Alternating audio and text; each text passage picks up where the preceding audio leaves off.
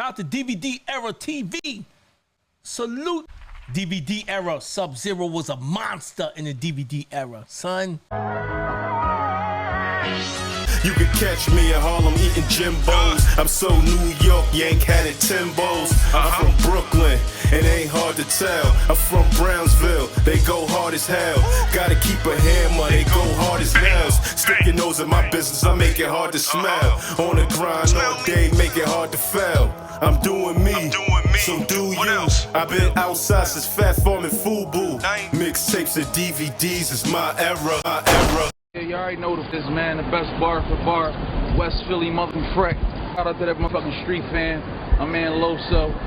Now, Freck Billionaire is a rapper from West Philadelphia, Pennsylvania. At a young age, Freck began to work at a daycare, but after wanting more, he would hit the streets to make money. By age 18 to 22, Freck was arrested 19 times. 2 weeks after Freck was released from prison, him and a friend drove to New York, and after Freck rapped for Tone of the Trackmasters, he would land a deal with Arista Records with a $100,000 advance. Freck Billionaire will be featured on Tamia's album title track called More, and also went on to work with artists like Foxy Brown and Amarion. After L.A. Reid was fired from Arista Records, Freck would eventually leave and sign to Sizzle Records. Now, after coming to Brooklyn, Freck would meet Fab through a mutual party, and after seeing Fab on a regular, they eventually build a close relationship.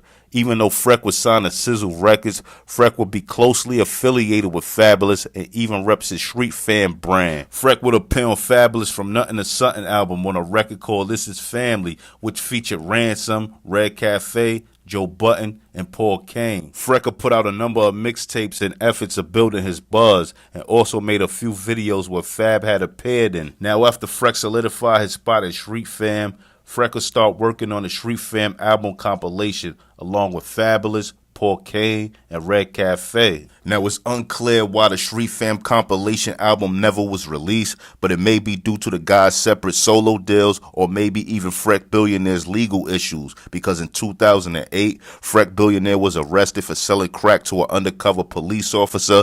Now, back in 2008, Fabulous and Red Cafe would make a freestyle called F More to Rick Ross Like a Boss record featuring T-Pain. Now, this freestyle Fabulous has a line where he says, "I go over the head of Uncle Murda ass ninjas." Now, Uncle Murda would take that line like Fabulous was throwing shots at him, so Uncle Murda did a freestyle of Lil Wayne's A Millie beat and returned shots back at Fab. Now, when Freck came home in 2011, Fabulous would make a tweet welcoming him home, saying Freck Billionaire is a free man, hashtag the family, hashtag welcome home, bro. Now, in 2013, Uncle Murda put out a freestyle of Jay-Z's Somewhere in America beat addressing Kendrick Lamar for his King of New York statements, and on that same record, Uncle Murda took more shots at Fabulous. Now, these shots that Uncle Murda threw at Fab I thought was friendly jabs because Uncle Murda and Fab had a pretty good relationship throughout the years. But Freck ain't take the jabs lightly towards Fab, and he decided to make a diss record towards Uncle Murda on Uncle Murda's Warning beat. Now, Freck would go on and say that he made the diss records towards Uncle Murda without even speaking to Fab,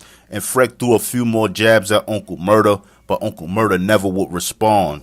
You know, we about to do the Lil Wayne tour. We got Keisha Cole, we got T-Pain, and we got my man Freck Billionaire. Now, around 2008, Freck was signed to Floyd Mayweather's Filthy Rich record label, but the whole deal will fall flat and come to an end quickly. Now, according to Floyd, he dropped Freck from his label and accused Freck of stealing a diamond watch of his. Now, Floyd will be sued for $600,000 by Just For You Entertainment. Now, supposedly, when Freck signed to Floyd, he already had a record deal. So Just For You Entertainment wanted a default judgment for $155,000 that'll cover studio time, living expenses for past child support Freck owed, and they wanted $600K in federal court. But according to Floyd Mayweather, when Freck Billionaire signed to him, he claimed he didn't have a record deal and he was unsigned at the time. But Freck claims are a little bit different. Now, according to Freck, he said he was in Las Vegas with Mayweather for about 7 to 8 months, and one day he began to hit Floyd up over a business deal and he didn't get any response. Now, Freck says he tried reaching out to Mayweather a few more times,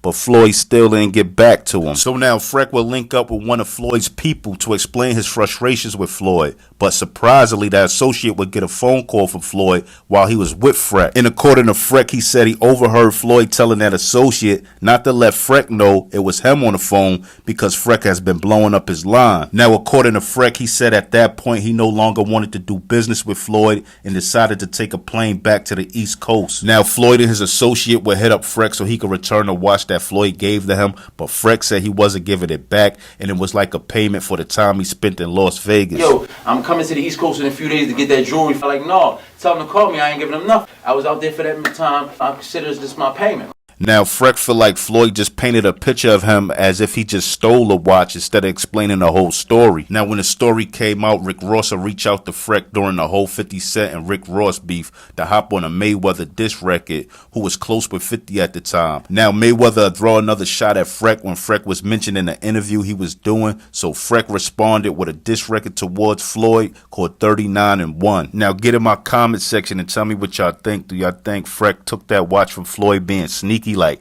he snuck in his room late at night and stole a watch, or it was given to him and he kept it for his reasons of keeping it? Who y'all think is telling the truth, Freck or Floyd? Now, I'm not gonna lie, I ain't really heard nothing from Freck in a while, so that's why I wanted to do this video. But when I looked him up, I see he was still doing his thing like around 2017 to 2019. You get what I'm saying? He was like working with the real spitters, the Nino Mans, Conway the Machines, Benny the Butchers, you know, 38 Special. That's kind of dope to hit them records and stuff like that.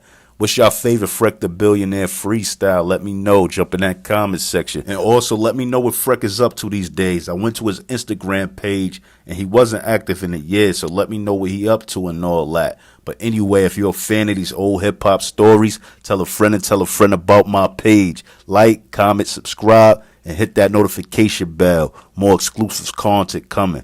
And I'm out. One. Yeah, let's get the fucking MQ. Nah, we can come in. I come in like 9:30. It was cracking low. It's cracking low. It's dead not the same. You know that. It's cracking low. What's cracking, cuz? Good? I'm always good.